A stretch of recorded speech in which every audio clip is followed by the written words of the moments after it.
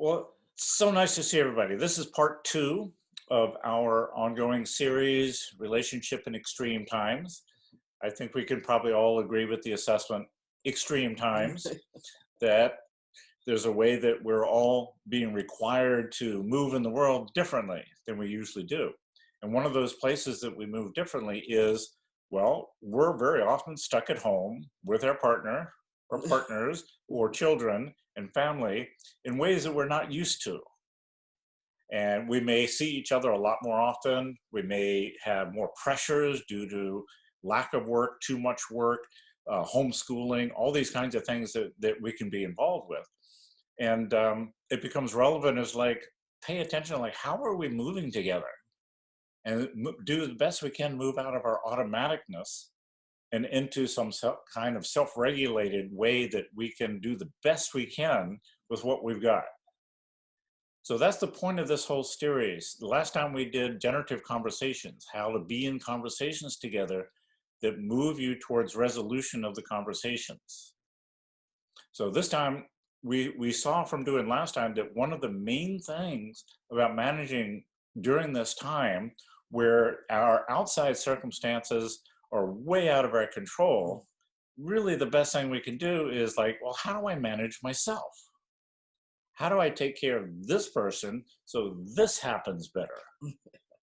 Or in whatever ways I engage, if I don't take care of myself well, then things are not going to go as well as they could. And that's basically what we're looking at. Not things will never go perfect, but things can go better if we can self-manage to the degree that it keeps moving things forward. So that's what we're up to. That's why we're here. That's what we're doing. So self-management. There's a lot of different ways we could describe what self-management is, but it's mostly like, how do I manage myself moment to moment, day to day, in the thick of all the different kinds of things that get thrown at me? And this could be from my partner, could be from the world, could be, I just read something on the news. I just read they're going to extend the lockdown for 2 more weeks. You know, all the kinds of things that it might go, oh, really? And so what do I do with this place that I might find myself? What do I do with how to do this? And the good news is there are things we can do on purpose to self-organize and to bring ourselves into a place where we're going to be the best we can, which again is probably not going to be perfect, but it's the best we can in terms of how we can manage our own moods, manage myself, manage the relationship, manage my conversations, and doing it on purpose. We probably all had a example of some circumstance happens, some event happens, either internal or external, and all of a sudden I'm doing this thing. I don't want to do it. I know I'm doing it, but I can't stop myself. It's just been so automatic. My reaction is just right there, and I'm over here watching myself as really, I'm talking like this. And it's not constructive, and it's really not getting anything anywhere. So this is one of the main places that we want to look at today about how to manage ourselves in these extreme times in the midst of our triggers and grabs and reactiveness. It's not about not getting reactive. It's about what do we do when we find ourselves there. As human beings, we're going to react. It's just, there's nothing we can do about that part. But once we find ourselves in that place, there are things we can do. There's practices that we can be in. One of the main things to start to understand here and start to organize around is, how do I know when I'm in my trigger? How do I know when I'm in that place? And so one of the first things we're going to look at here is understanding how we got to be who we are. This is going to be the short conversation. Normally, if I'm in teaching mode and I do this, it's kind of like it's a 2-hour conversation, just this part. So we're going to keep it down to like a few minutes. So we're going to give the basic outline from a somatic point of view. It's not the answer to this question. It's one way to look at how we became who we are today. so that we understand it from a somatic point of view. So then when we start to be able to practice pulling ourselves out of our reactiveness, we kind of have a sense of like, what's going on, so that I can learn how to interrupt it.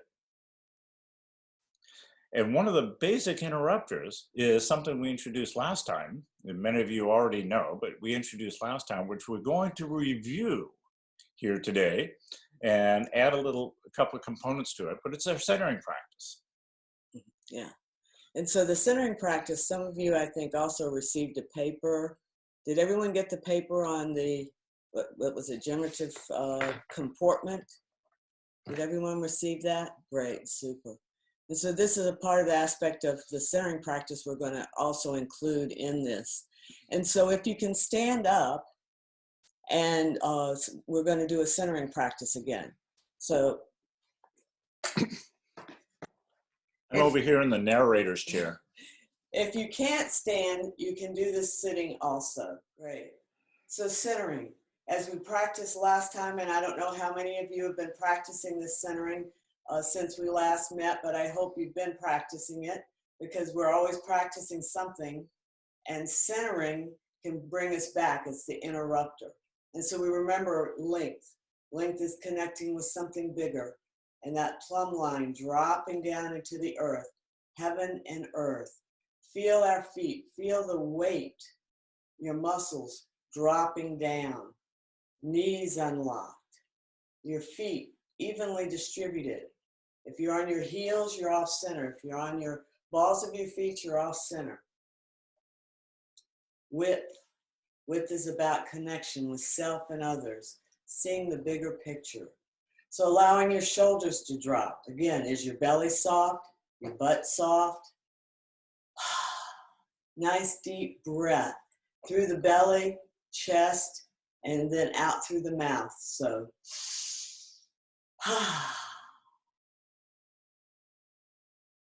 depth. Depth is through your center, 2 inches below your belly button.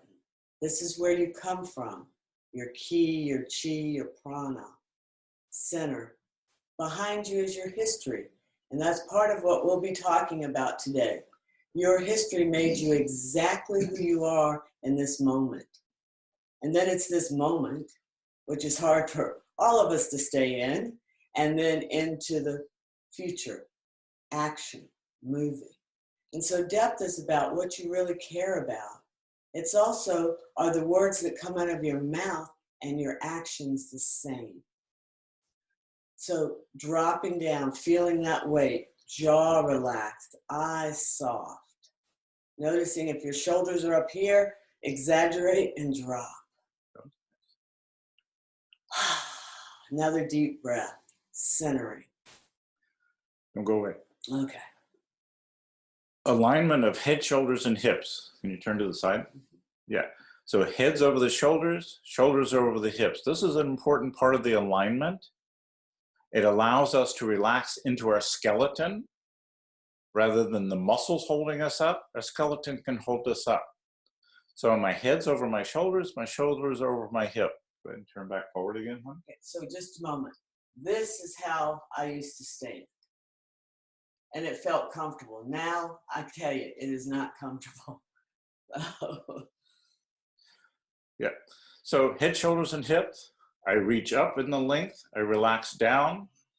Open peripheral vision. Get wide. It's a lot about relaxing. Let everything go down. Don't fight gravity.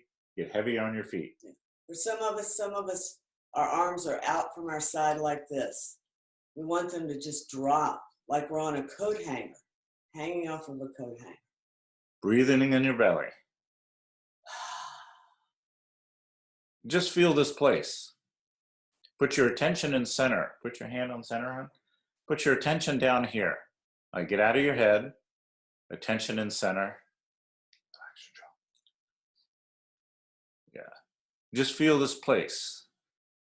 It's about as close to neutral as we can get. Get out of your head. Feel sensation, breath, open peripheral vision, present in the moment. Right. And stay this way for the next hour.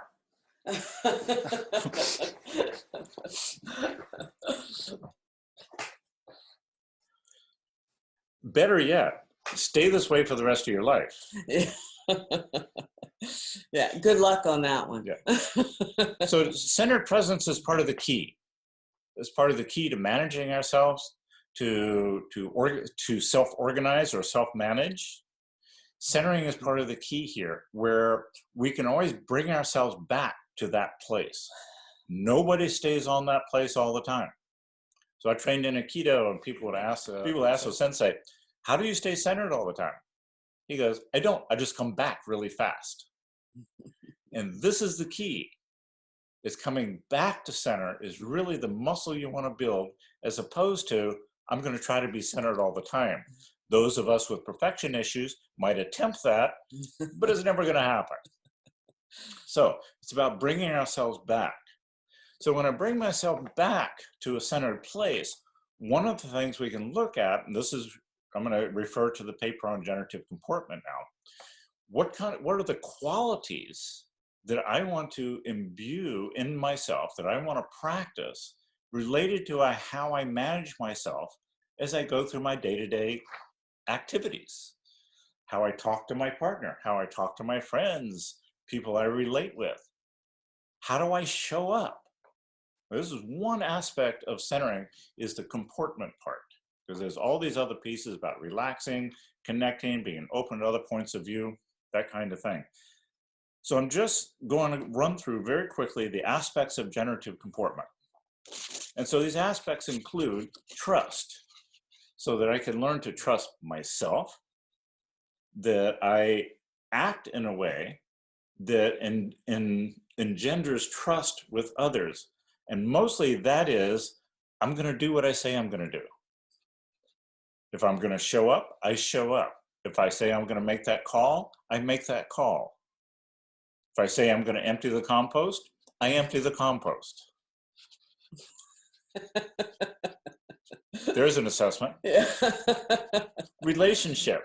What is the relationship like? How do I connect to other people? Is my connection like, yeah, they're talking, whatever? Or is my connection like a connection? And I'm actually in the space between us. So how do I build connection in the relationships? Identity. I act in the world, I practice behaviors and habits in the world that promote positive assessments about who I am. Human beings we're assessing each other constantly. Even if I saw you yesterday and I see you today, the first thing I'm going to do is I'm going to make an assessment about how you're showing up now. And as human beings, we're doing this constantly. So how do I comport myself that produces positive assessments? Accountability works together with trust. So I can be accountable for my promises, for the things I commit to appropriately and effectively. This doesn't mean that I'm perfect, but I manage the relationship. If it's not going to happen, I let the person know it's not going to happen before the due date. That's a good one. Before the due date. Confidence. Confidence comes from competencies. One of the ways that we get confident is because we understand where I'm good. And if I can understand my competencies or practice in ways that I get good at things, such as being in relationship or the work that I do, then I can be confident. It's like, well, I know how to do that. I did 25 years as a woodworker. So if somebody says, can you make a X, Y, and Z? It's kind of like, well, sure. But if I'd never had that experience, it's really like, I don't know what you're even talking about. So we develop a certain confidence because we have experiences, because we've done the work, because we've built a capacity to do certain kinds of things. And relationship and comportment is the same thing. We can get good at this. We get good by practicing. Charisma, often thought about as, well, they're born with that. This ability to attract others, that there's an energy to this person that when I see them, I've just met them, I get drawn in. So all the different aspects of what Madeline went through to build like what a centered presence is a way to practice charisma because our energy is free flowing. The mood we're in is constructive. We know how to connect. And if we do these things, put these things together in a good package, we'll draw people towards that. A lot of people that we work with are in the conversation, especially in a business domain, of how do I produce influence? How do I influence others?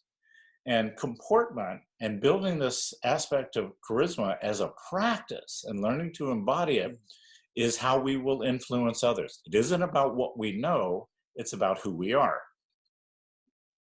So the last aspect here is aliveness. So I can have all these other pieces and be kind of like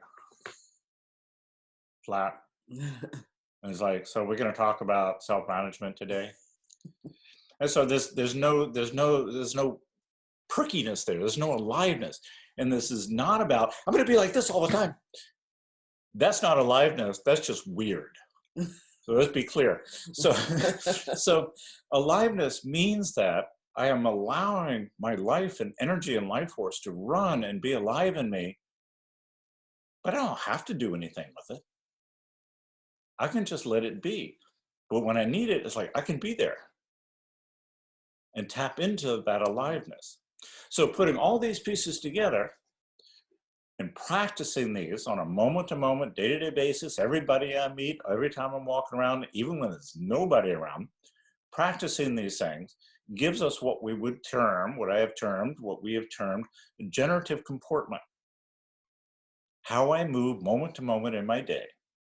Now, this is relevant for what we're talking about because it is about how I'm going to connect and be seen and be with other. We all have met people. They walk into a room, the whole room goes, and we've also met people, and they walk into the room of people, and the room goes, So looking at this piece, who do you want to be? Which person do you want to be? What do you want to practice? And so if we're talking about how do I maneuver and move in extreme times, I don't want to be the person that brings this to the moment, settles things down. So this is the part where we learn to manage ourselves in difficult situations that allows this to happen. It'll never be perfect. We won't be on it all the time. That's just impossible. So it's important to allow our humanness to come into play here. And it can be what we practice most of the time. Okay, how did I get to be me? We're going to move into this conversation now. How did I get to be me? We're so us. I'm so me. I can have a really hard time seeing me because I've embodied me. And I just do what I do. And then people around me have assessments about what I do and how I do it. But I don't see it. And Madeline will very supportively point something out to me. And it's kind of like, really? I do that? The benefit of being in a relationship is if you work it well and learn how to do it and be in good generative conversations, she can tell me this stuff and I'm good with it most of the time. So how I got to be me. If you look at adult bodies, if you look in these windows that we have here, you can see everybody as an adult has a different shape. This is not about tall or short or wide or narrow. It's not about that. It's how the head sits on the shoulders. It's the set of the face. It's about, am I collapsed? Am I straight? Am I pushing out? Now we can exaggerate any one of these to show, and some of these, the way that we're shaped is very subtle. That shape is the shape of the self. The self and the body are indistinguishable. So one of the things we've learned how to do, and other somatic practitioners have learned how to do, is all the parts that Madeline talked about in length, width, and depth, there's an imbalance and out of balance. Viewing what's in balance and out of balance, you can see the self. So this is a fascinating thing to do, to be walking around when we were out walking around with people, and you see all these shapes and you go, I know what they're like, because you see the self in the shape. So how do we get to be these shapes? If you see, when I was born, they put babies in all these little baskets in one room. They don't do that anymore, but they did that then. So using that as an analogy, you look at all those babies, and other than the face looking the same, bodies look exactly the same. They're all kind of like, whoa, this kind of thing. And they all look the same. There's no shape to them yet. And that takes a little while. It takes a few years, because what's happening there is the self is forming. The self forms on the basis of basic psychological needs. This is Maslow's hierarchy of needs. It is proven over and over to be so. So it's basic psychology that we're shaping to get our needs met. We want to have connection, affection. We want to belong. We want to be safe. And we want to be valued. And we want to create value. So if you're wondering, what do your kids need to grow up as balanced as possible? If you feed those needs, that's about the best we can do. So as soon as we're born, we're looking to get those things. Probably sometime before, but we're going to start with born. We're looking to get those needs met. And so we will literally shape our bodies to get those needs met. Let's say parents are very distant. They don't really know how to love. And they're just, they're kind of around, but I'm not getting that connection and affection, or that kind of belonging. And so I'm always kind of like looking for it. Where can I get this? And so as I grow up and I become an adult, I'm kind of like, and I'm acting out, trying to get seen. I just need to connect. And so I might exaggerate that need in how I act. In other words, the self and the shape match. Let's say it's not safe. Let's say there's an instance where there's a lot of yelling. There's a lot of emotional, physical, sexual trauma. The trauma piece is alive in how I grew up. Safety then goes, my biggest concern. Because it may be physical, I may have to get small so I don't be seen, so I won't get hit. This is an extreme example, but it's alive. Even if it's just like children should be seen and not heard, still feel that compression. So I'll get small. So I'll look like collapsed. So it's in the getting our needs met that we take a shape, and then we form a self. The things that I'm good at, the things I'm not so good at, all get put into place. Part of it is the biology of getting formed and becoming a person. We have to have some kind of structure to interact with everybody else. And we name that as the ego. That's the thing that gets formed. We don't necessarily come in with it, but it's there so we can interact, so we can talk. I become a certain kind of self, a construct. And it's made up. It's totally made up. It's this thing that interacts with the rest of the world and other human beings. So inside of that, there is this other aspect of ourself, which is the essence of who we are.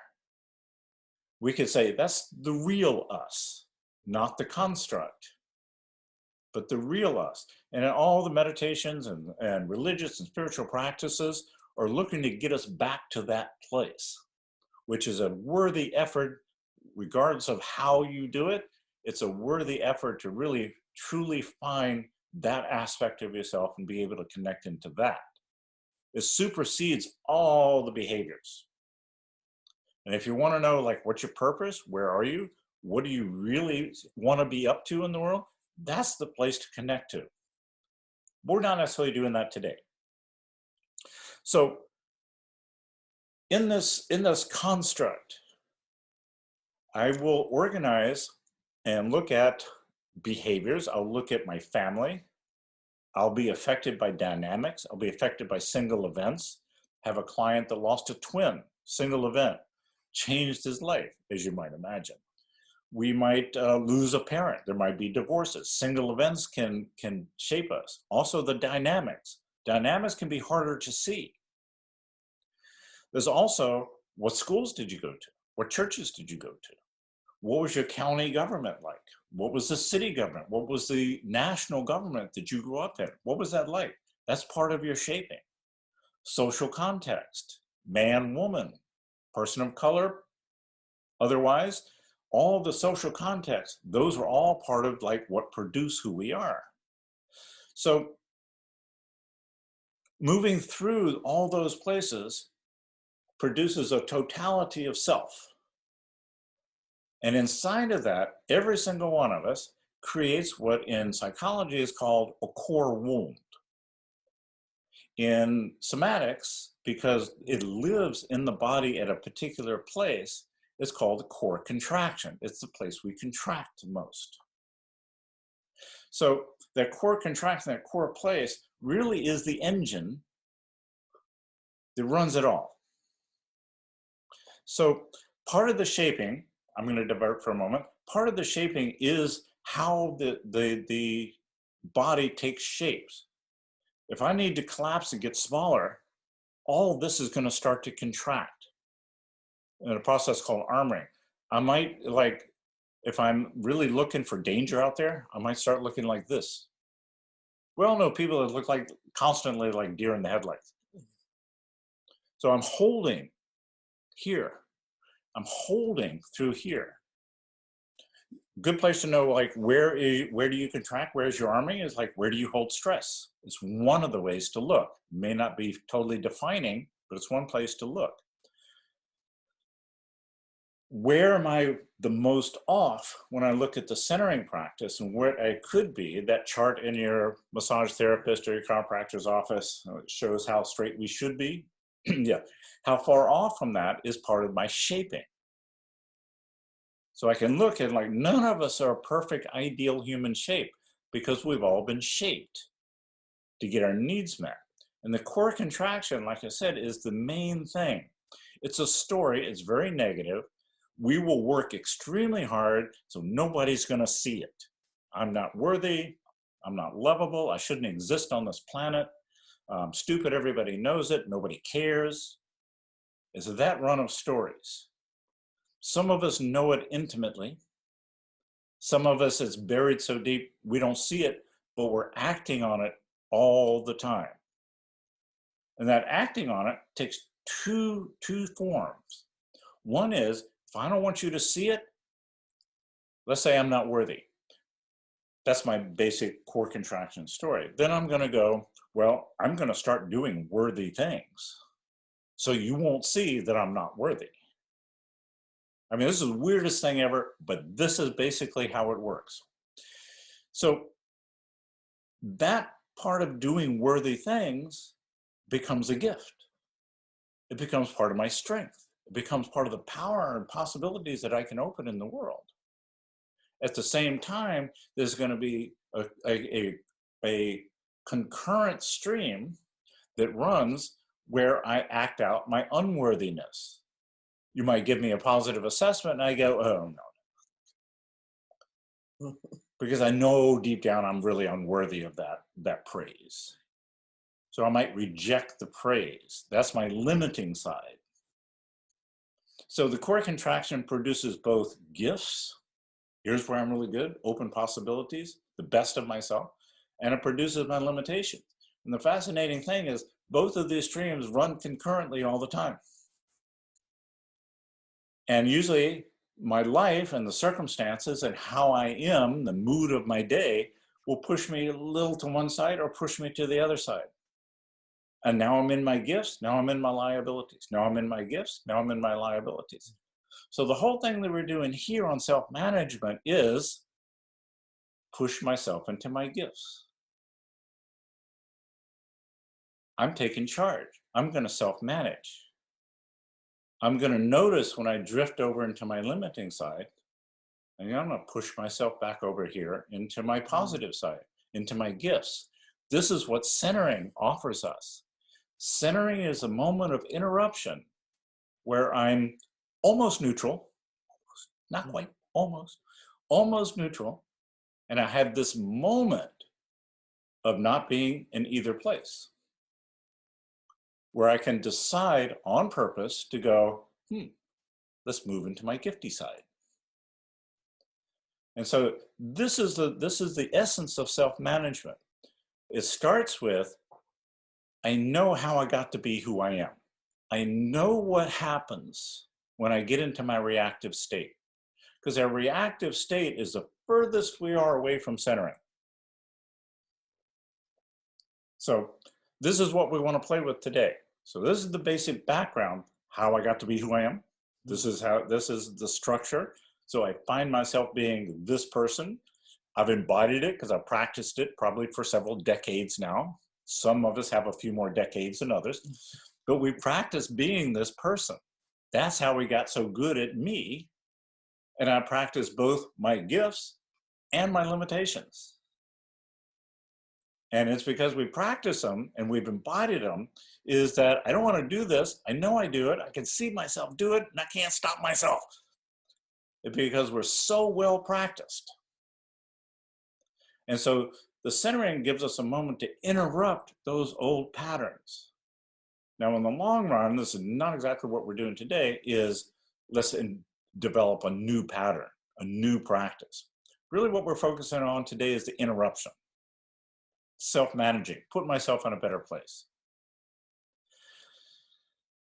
One of the things that happens in all this is that trigger place throws us into, where we get most triggered, most grabbed, throws us into what biologically we would call fight or flight.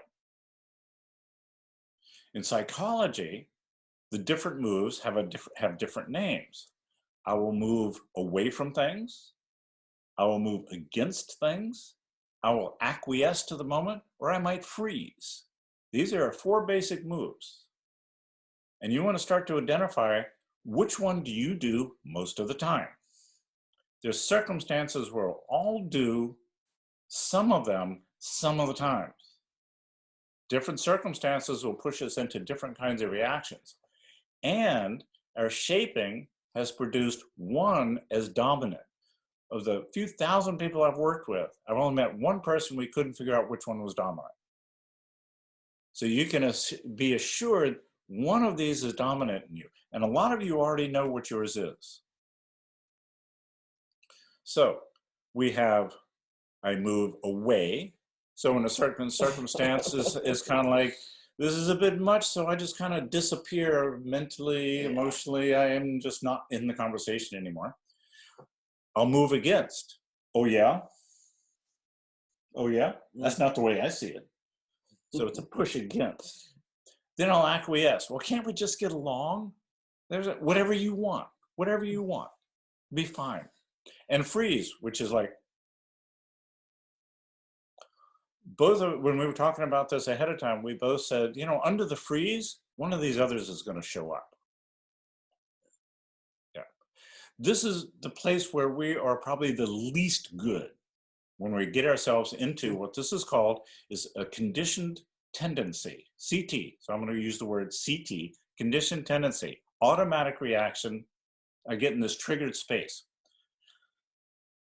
Okay, so what we're going to do is we're going to see if we can identify where you go when you get triggered. Now I can just see some of the balloons over your head. It's like, oh boy, really? I got to look at this? There's a value in knowing this. If you're going to regulate yourself and manage yourself, you have to know what's happening to you. And some of us get in a triggered place, all of a sudden, bam, we're in it. We don't even know we're in it. We're just doing our thing. If you can catch yourself on the trajectory, upward trajectory of being triggered, it's so much easier than if you've already been in it for a while. 3 components. You're in a story. There's some narrative or story running. This becomes what's real for you in the moment. There's a background mood or emotion. Depending on where you go, which one of those CTs you go into, the mood's going to be different. If you're fighting, probably is going to be either fear and or anger, right? Push against. If you move away, often it's fear. This is generally not the place where the positive moods will show up. This is a place where this is not that place. Yeah. Then there's the sensation bodily phenomena that happens. In that moment of trigger, there's generally a rush of energy. That rush of energy reminds us of dynamics and situations from our past. And in that moment, we are now 10 years old. We're thrown back into the past and using this built-in reaction that we practice forever now, and it becomes automatic. Energy is running this. That energetic field throws us into this place. So if we can identify what the energy of it feels like, then we're going to probably feel what happens first. There's this energetic rush. There's this mood, background mood that goes on. The moods are a full body phenomena. And there's a story that runs. Yes. And so a couple of other things before we move on to that is, one is, once we've done this practice, it would be really powerful to be able to have a conversation with your significant other, or if you're by yourself, write it down about, oh, this is the shape I take. Offering the opportunity to get even in a deeper relationship with your partner, or if it's a family member or whoever it may be, or even with yourself, to get a deeper relationship and understanding of, how you shape yourselves. And also, this shape saved your life. When you were young, that's what it did. It took care of you. So it's very powerful. It's not bad, but right now it's not serving you, because when we get triggered and we move into that shape and we start to act out. And as Mark said, we could be 10 years old, 5 years old, 3 years old, throwing a tantrum, screaming, all of that. And so it took really good care of you. So it's not about bad. It's about, that's what took you through your life, that you're sitting here now and you're intrigued or interested or whatever it is in making yourself in a different way, an intention of being different. So I just want to offer that. And so in the core contraction, the sensations can be, like, have you ever walked through a haunted house or something and something jumps out at you? Or, I'm not a horror movie fan, but, something happens and you go, that is a core contraction. I'll give you a little more space so you can be more front and center. Thank you. So that's a core contraction. Our body contracts. Possibly the stomach tightens, or the jaw tightens, or the shoulders go up or back, or forward or back. All of those things, that's what you want to notice with the sensations. And you want to be able to hold them and feel them. So we're going to do a practice now. And what I'm going to offer you is that we're going to center ourselves, and you can stay seated, center yourself, feel the body, your stomach soft, your jaw soft. And then I'm going to do this practice. It's going to be useful to disengage from your partner so you're on your own. I was looking at you, yes, LaWanda and Jesse. And Sarah. And I have to tell you, Jesse, LaWanda, you guys snuggle so well. Yes. It's really beautiful to watch. So you can feel your own, if you're with a partner, with good. somebody, Thank feel you. your own experience here. Yeah. Good. And so, again, centering yourself, take a nice deep breath. Allowing, again, your muscles to drop, your weight to surrender to the earth. And again, I'm going to do this in a loud voice. And what I want you to do is to feel what happens, the sensations in your body, and hold them, even maybe exaggerate them a little bit, so you can start to feel how you do it. Exaggerate the shape you might feel yourself tend to. Yeah. Some of you already know what the shape is like. When you start to get into your active space, so if it doesn't happen automatically, put yourself into that shape where you contract, or the whatever shape it is for you. Put yourself in that shape and hold it for a moment. looking for the story, the mood, and the energetic feel. Yeah, good. So again, nice deep breath. Here we go. Go!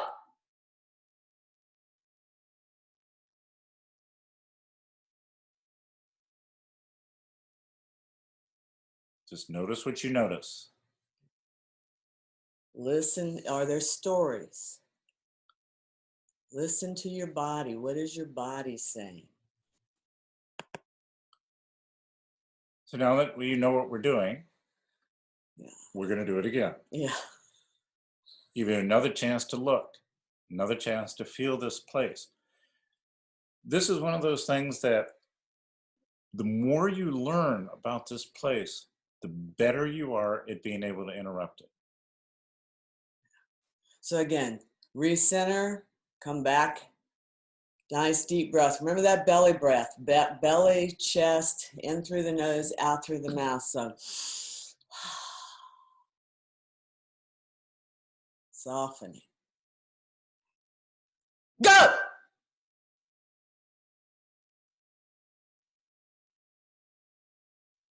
Allow yourself to be in the weird place. Possibly exaggerate because you want to know how you do it. Exaggerate the shape of it. Tighten where you tighten. Listen to the story. Feel the mood. Are there emotions that come up? And now bring yourself back. Nice breath. Feel. Yeah, good. Move yourself around a little bit. I know this is a challenging for me. So, yeah, good. Nice stretching. Yes. Yeah, bring yourself back. We have time for a third. I think we have a time for a third. Okay. Yeah. So we're going to do it one more time. Okay. So again, centering yourself, soft belly, feeling your legs. That's another thing. And notice, where does your energy go? Notice that. Nice deep breath. Ready? Go!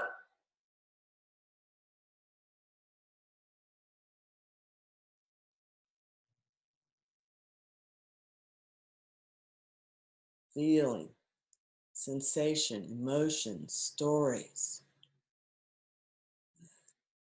And then bring yourself back. Shake it off. Yeah, shake it off. This is where you center yourself now. Length, width, and depth, open, present, connected. Bring yourself back to the moment here. I'm going to snuggle back in over here. Snuggling is allowed now. So what we want to suggest here, is that, like we said in the beginning, talk about this with each other. Yeah. Even if your partner's not here, this is a conversation of intimacy. You know, this is where I find when I get reactive and I start to understand where it came from. I was in these dynamics and I start to understand it's like, yeah, that's what happened. That's what I took on. Sometimes we inherit it from our parents, those kinds of things, behaviors. It's like, that's exactly what my dad did. It's exactly what my mom did. And so to understand the beginnings is the beginning of a separation from it. We don't want to own this part of ourselves. It was put on us. It's important to remember.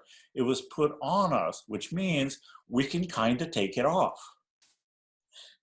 Or quiet it down. Quiet it down. Quiet it down. It's because it's basic template of personality, it's never quite going to go away, but it doesn't have to own us. And this requires practice over time, interrupting 3,000 times. I'm not exaggerating that number, by the way. Interrupting. It decreases the power of that place. So have the conversation. If you're an individual, write it out. Write the story out so you really start to understand it. This is where you learned how to shape yourself. So this whole practice we just did with what we call the grab practice is that you learning, this is how I shaped myself. And these are some of the situations that now, as I go through it, realize shaped me as like you say, from could be you mimicked your father, walked around like this all the time, so you mimic that. Or maybe when you grew up, it was like, look at me when I'm talking to you. Okay, you know. And so it's also the possibility to really start to have that self-compassion around, oh, this is how I was shaped. And it's not bashing parents or institutions or culture, nothing. It's just, oh, so to have that self-compassion for that wonderful little child that supported you your whole life and has brought you to where you are today. So, yeah. More you know about this, the easier it is to understand and interrupt and come back to center and be in it in a good way. yeah. So encourage you to do that. Practice, practice, practice is the key. Many of you said, this is what I want to get out of this, right? Out of these conversations. It's like, how do I handle this kinds of situations? How do I handle this kind of situation? There's money pressures, there's work pressures. It's kind of like we get it, we bump, we get in conflict. The first best thing you can do is manage yourself. Yeah. And then go into the generative conversation piece, sit down, partner with your partner. They're not your enemy. Partner with your partner and have the necessary conversations. In the long run, one of the things you can do is you can support each other by calling out when you're in this reactive space. Honey, I think you're in your stuff now. It's good to say, it's best to go, I'm going to tell you how to tell me I'm in my space, my weirdness. That actually works the best. Yeah. Rather than she's just going to tell me something. Now I'm even in it even more. So if I tell her what to say, then it's like I can't say anything about it because I told her what to say. Anyway, that's one of the things you can do. It's a very, very powerful thing. It supports using the relationship for personal growth. It's a powerful, powerful way to be in a relationship. We're in this relationship, we're going to grow together, and we're going to grow as a relationship. Okay, anything else to add for questions? Just again, remembering that you want to be gentle with yourself and your partner or family member or whoever you are connecting with, whether it's a friend over the phone or whatever. And I know most of you know this, that the only person you can change is you. So even if I want him to change, if he's not ready, he's not willing, I can change who I am to either accept or whatever, not accept. And your response to it. Yeah, and your response, yes. Okay, so questions. There's a little thing you can